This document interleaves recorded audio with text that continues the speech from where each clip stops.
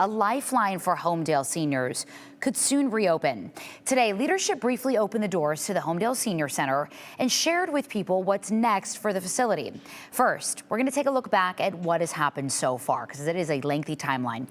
On December 30th, the Homedale Senior Center closed abruptly. Seniors we talked to say they did not get any notice the center was closing and were not able to get straight answers about why.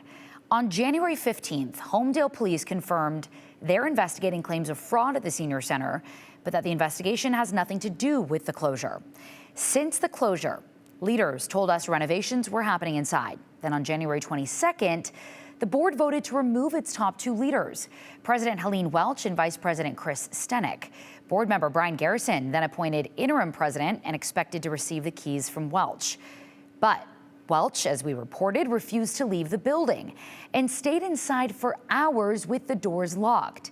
Let's fast forward to today, an open house held by the ousted leaders. We're going to bring in Aspen Shumpert now, who's been following this story for us. Aspen, you were there today, so what are the next steps? Well, really, it's clear that two different groups believe they're in charge of the senior center, but they're going to need to come together in order to find a path forward.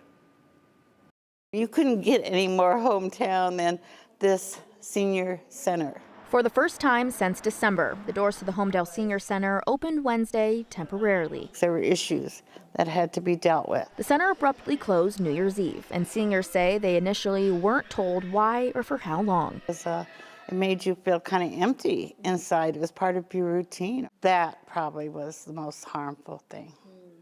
That's why it caused so much chaos.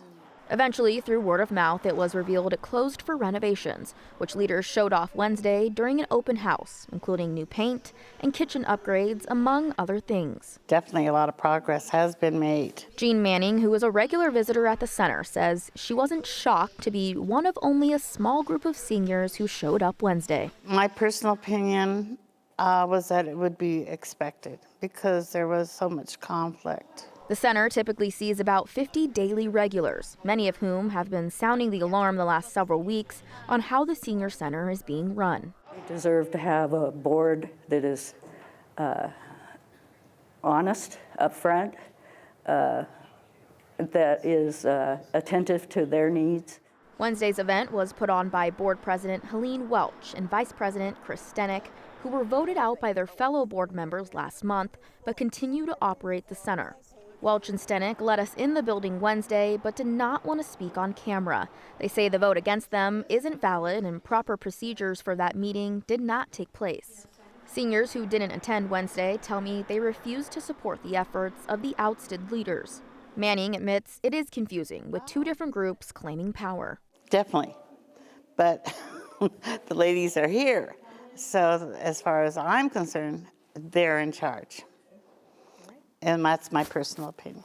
She hopes others will come around soon. There's a lot of disabled that come here, and they really need to have someplace where it suits their needs. Welch and Stenek say they plan to open the center a few times a week until renovations are complete and they can hire additional staff.